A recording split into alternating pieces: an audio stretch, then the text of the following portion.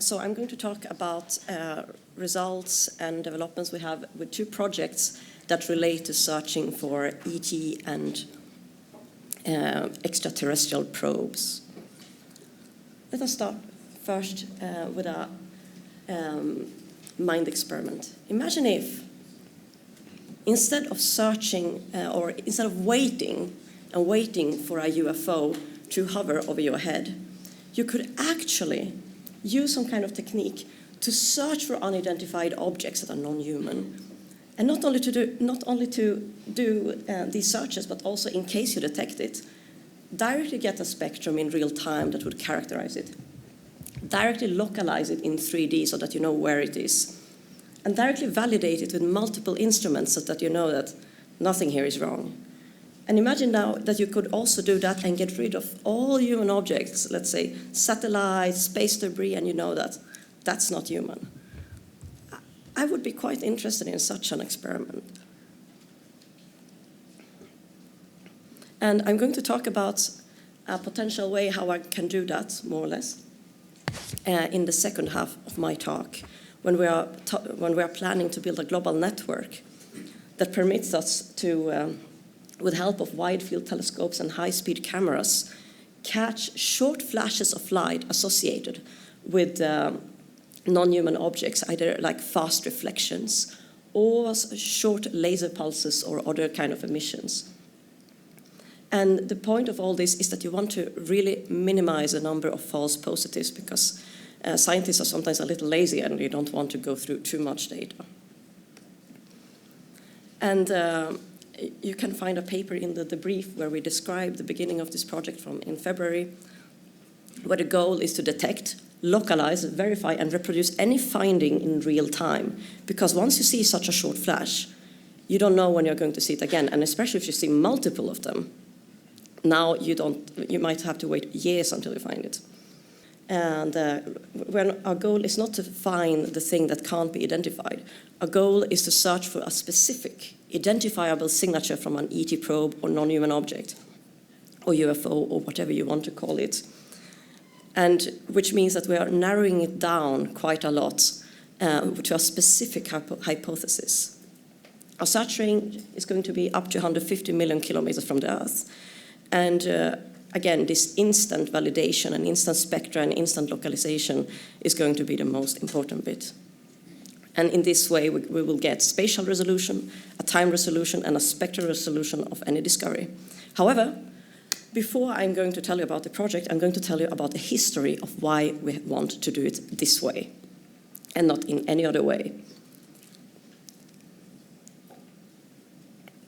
Let's first think about the possibilities of life in the Milky Way. So many people are going to say, oh, but we don't know if there is any other planet except for the Earth that has life. But come on, let's think about the numbers. Just in the Milky Way, you have something like 200 to 300 billions of stars. You know that 22% of every sun-like star has an Earth within the habitable zone. Now, that is quite a lot. And if you count on that, you have about 40 billion of Earth-like planets just in the Milky Way, where there might be plenty of life. They have also found amino acids on asteroids and meteorites, and it will be so exciting to see what the OSIRIS-REx samples are going to actually tell us when they become analyzed. That's a fantastic project where they brought down a sample from an asteroid in September. So many of us are aware of how the first searches for extraterrestrial have been done, the first generation searches of SETI, which has been the radio SETI.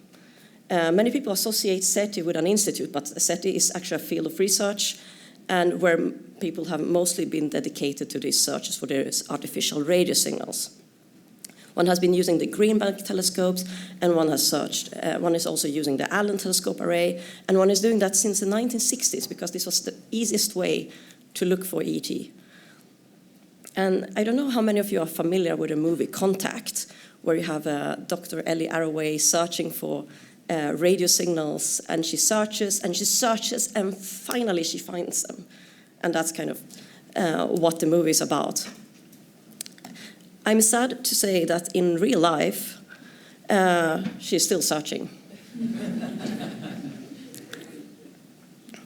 So one has also done very beautiful searches for lasers. And this is done in a much smaller extent because it is relatively new, because at the time as technology develops, you can do more and more things. And this has been done in the last years, and thousands of stars have been surveyed, not 300,000, but thousands. And so far, there is an optical desert. No lasers have been found so far. That should start getting us a little nervous, right? I engaged personally also in searches. So I was I'm leading a project called the Vanishing and Appearing Sources during a Century of Observation project, where I wanted to find a star that vanishes. Imagine a star that is there in multiple images, and you see it, and you really know it's there, and then one day it vanishes. That would be a beautiful techno-signal show of some completely new physics. And since 2016, I worked with my team of about 40 people, with machine learning scientists and astronomers, and we searched for these stars by comparing images from the 1950s to images to today. We didn't find a star that really was there and vanished, but we found a lot of weird transients. I will come back to that. Now, there is something very beautiful about these plates that we were using. We were using photographic plates that were done in 1950, and in the early 1950s. For those of you who know how these photographic plates works, they're usually quite big. They serve a big part of the sky, and there were very fine studies done at Mount Palomar, for example, in Lick Observatory, the Vatican. And one great advantage of these plates is that there were no satellites. We humans had not yet contaminated the sky, and airplanes are so easy to distinguish because you just get a streak. So they are excellent for searching for ET, but you go back in time. It's like a time machine to when your sky was before Elon Musk and similars. So we were actually searching for these vanishing stars by comparing these images from the 50s and with the images from like more or less today. And we analyzed terabytes of image data automatically and through a citizen science project that unfortunately I cannot show the animation of because I have some technical issues here. But it was really a big work where we looked through many objects, like one by one.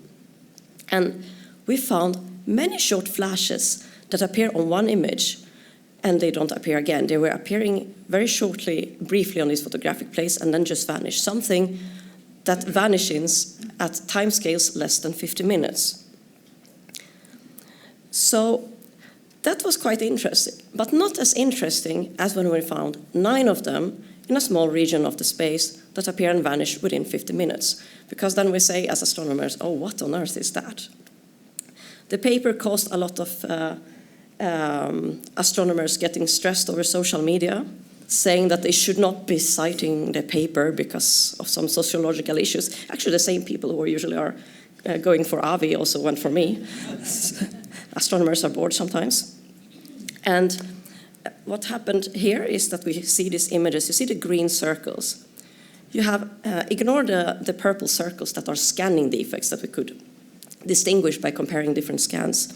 But what you see is that on the 12th of April, you have 9 stars that are there in one image, or transients, as I'm going to say, for these short flashes. They are there in one image, and they are not there later. And they were not there half an hour earlier, they were not there 6 days later, and they never appeared again. And we used the big Gran Telescopio Canarias, and we searched for them with a deep imaging, and we found nothing. So we started thinking about all possible causes, astrophysical causes, and we couldn't explain it in any astrophysical way. There is simply, they're so spread over the sky, and at the same time they have these very typical brightness profiles that come with real stars. So no, we couldn't explain that in any way. Now, instrumental issues. We could exclude a lot of the most common instrumental issues, and then some turned out to be very unlikely, and of course some of people think that maybe you have some kind of plate defects. It's just that these plate defects, in such case, would have to be first by chance. Each one of them would have to be looking exactly like the stars and imitate the brightness profiles of the real stars. And also on top of that, you would need to have 9 of them, all coincidentally star-like and not a mix of various shapes. So it didn't look far too likely. Of course, this started in 2020 because we found an example in March 2020, right when the pandemic started. And in 2021, when we had our referee, he or she asked, how do you know that it's not just somebody who sneezed on the plates?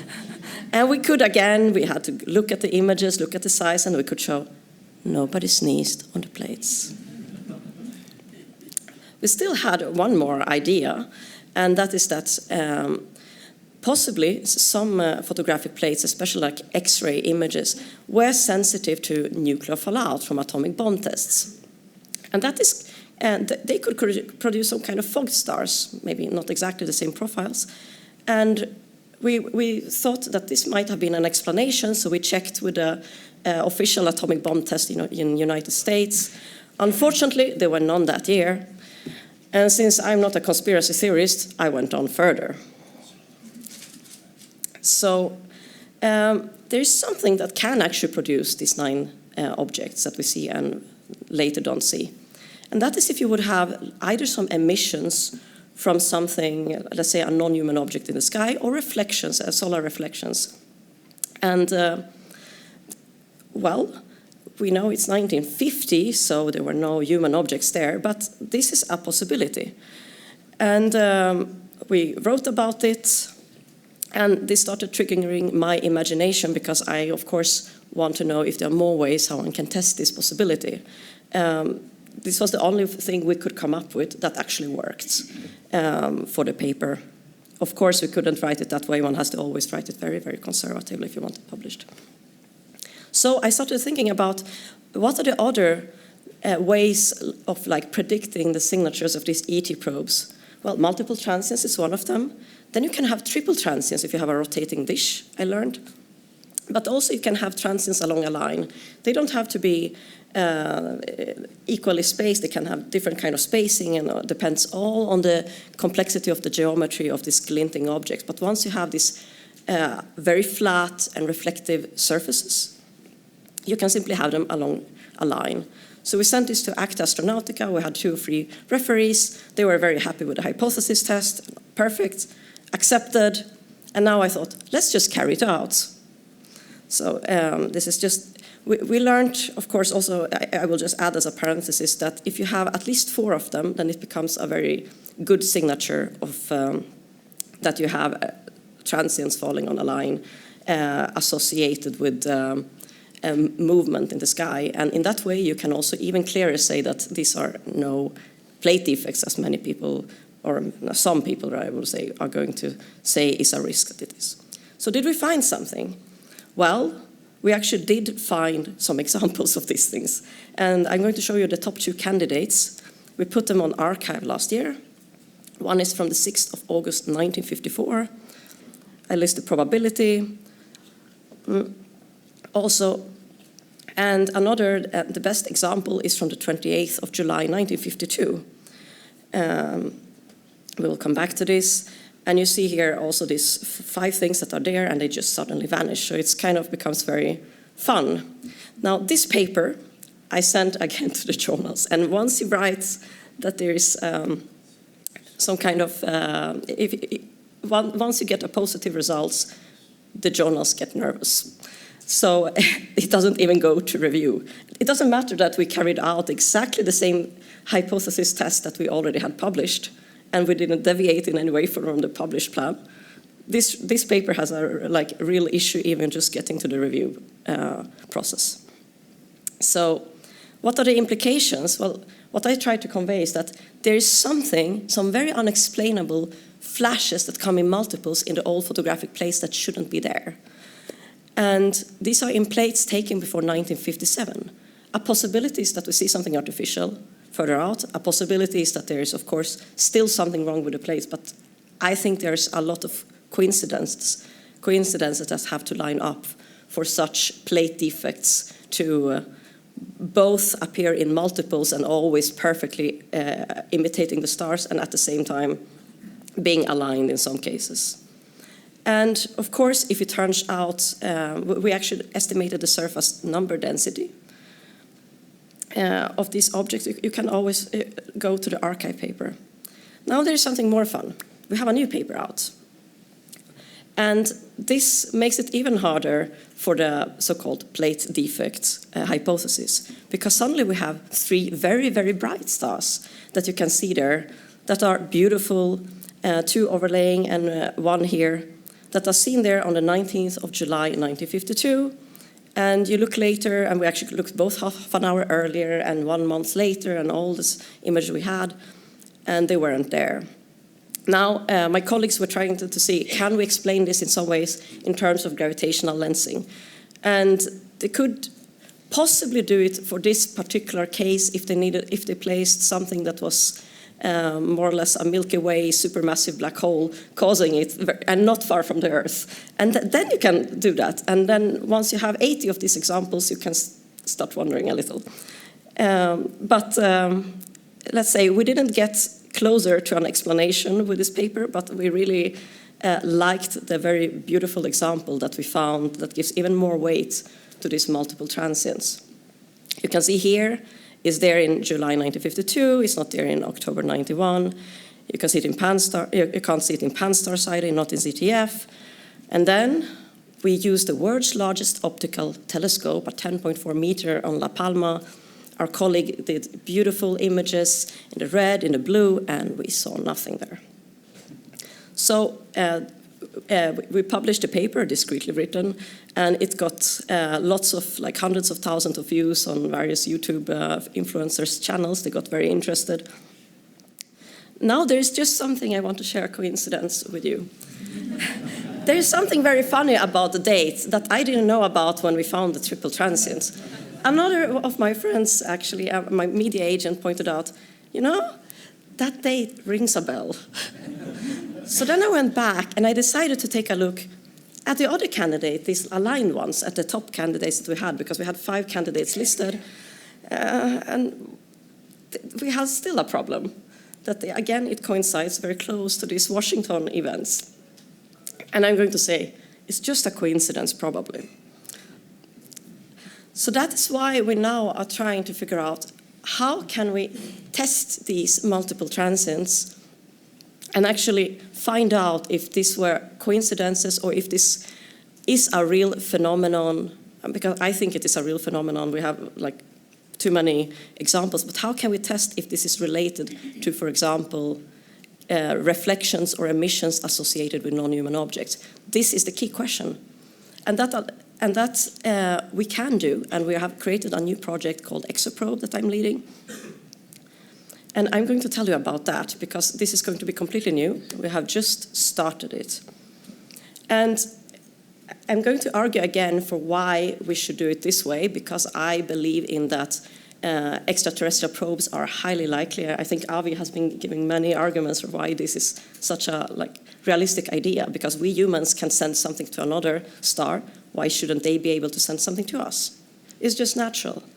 Think of Voyager, think of Pioneer. And you have 40 billion Earth-sized planets just in the Milky Way. And also, nobody said that they have to be biological in origin. You could even have some kind of AI and robotic little probes that are spread throughout the galaxy, and you can search for them. We couldn't do these searches in the 60s, because in the 60s they were talking about already like radio SETI versus searching for probes, but the technology wasn't there. The technology to do these searches came with the development of the CMOS sensors as you use in your mobile phone, when one digitized the old plate surveys or created new sky surveys like in the last 10 or 15 years. And that is when we developed the technology to actually search for ET probes. So now when we have it, why not do it? So I'm coming back to, the global network of telescopes that we want to work on. Of course, we're going to start with a minimum number.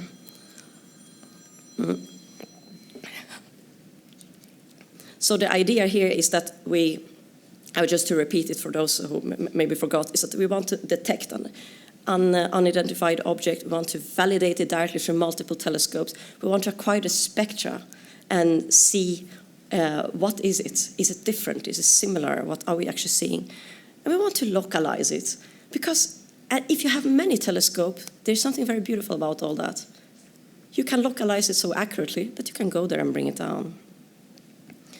And that's something that would be very neat to do, of course.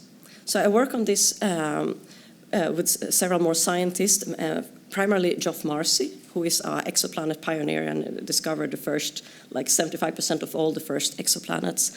And also Brian Hill, John Gertz, and there are two more people who are involved, Alina Strebianska and Stefan Geyer. So we have a small team. This time we're going to go for a very small team to work effectively. And the goal is to find these short flashes, reflections or emissions, associated with artificial objects. And we're going to look for these very short, like 1 second long transients, because astronomers don't care about this parameter space. They have been looking for transients like supernovas that are there for months. They have been looking for things that are lasting for maybe hours, but this 1 second parameter space is almost entirely unsampled. So, of course, it makes it interesting even from astrophysics point of view. If you find some new phenomenon, or if you find some optical afterglow of a gamma ray burst, there are a lot of nice things that you can do here. I really like to explore new parameter spaces, like when we were looking for vanishing stars, because terra incognita is just so incredibly fun. And the goal is to detect, validate, localize, characterize, and finally, if you find something, bring it down to the Earth. I'm not ashamed to say it. So we started the project on the 1st of August, so it's a very new, and it's thanks to the support of a funder. And I'm going to walk you through the process of how it's going to work. So let's look here. First, we really need to select the appropriate instrumentation. And you cannot use just any telescope, of course, of any size, because you need very good tracking on the mount. You need very high optical quality when you search for these transients. And you also need a wide field of view. So some people say, oh, why don't you use just an amateur telescope? Well, of course, the amateur telescope has terrible optical quality, and also it's not going to fulfill any of your needs for the project. And you really need that tracking. And others are going to ask, so why don't you use some professional telescope like the JWST or Nordic optical telescope? And those of us who are astronomers know that it's incredibly difficult to get more than a few hours on any of these telescopes.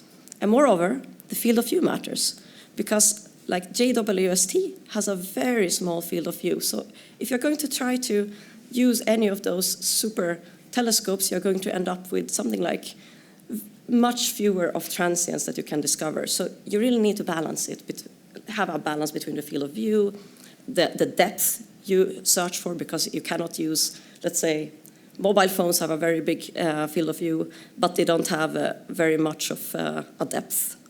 So all that has to work. We have selected that. Next, in order to verify and localize a probe, you need at least 2 telescopes, and the more telescopes you have, the more accurate you will have the location. And you can detect this flash in multiple synchronized telescopes, and that's what we want. And as they have a specific set distance that we have carefully selected, you will be able to measure the parallax and say how far the object is from us. Currently, we use currently we are planning 3 observatories, I would rather say, because I'm waiting for our main telescope that is much better than the other 2. We still need to think about how to upgrade these 2. The main telescope is going to be purchased the coming weeks. We have already put in an order, everything, and now it goes through the administrative process of Stockholm University. The third thing we do in order to make our life easier is that we skip everything inside the atmosphere. Off with the pigeons, off with the ducks and airplanes. We don't want to do anything of that, so we stayed outside the atmosphere. And not only that, we try to, in the initial phases, we are going to try to stay even outside the orbits where we have most of the human satellites. So we are actually probing the inner solar system. We also have a very efficient method to filter away all human satellites and space debris in one go, as we observe. So this is something I'm very proud of. I hope I will be able to share this technique. I really like exploring new techniques to get rid of satellites. I can't help it. It's an obsession of mine since a time. We are going to use already existing techniques that also my colleague Geoff Marcy has been developing, where you can get real-time spectroscopy in a wide field, and that is so that we directly can characterize the thing. And of course, the goal is to add more telescopes, as I said. However, it's a little bit, there are some practical challenges with it, but that can allow us to increase the range of altitudes. And the more combination you have of these telescopes where you measure the parallax, the more better is your localization in 3D going to be. And of course, the most important, if the ET probe detection is successful, let's activate the space garbage collectors. I would hope to find some company that would like to help us to bring down the probe. And I wouldn't worry too much about if the probes agrees with me or not. So, and I think it will be a possibility to do so. I developed this program together with Dr. Marcy, as I mentioned, who discovered the first 70 out of 100 exoplanets and also received the Shaw Prize that he shared with the Nobel Prize winner Michel Mayor for his great discoveries. He's also the creator of the Breakthrough Listen program. And the VASCO team that have been working with me on these searches for transients and vanishing stars, as I mentioned, is a team of 40 people with diverse backgrounds, and we enjoy this work together. Here I had a very nice animation that I'm afraid I cannot show here. Somehow it doesn't work, but where you would be able to see how a flash here, how something is flashing, and as the globe is moving, different telescopes are seeing everything and are detecting this flash. And of course, those who are interested can come and I can show you the animation later. And with that, I very much would like to thank you again wholeheartedly for inviting me, and hope to talk more and discuss more.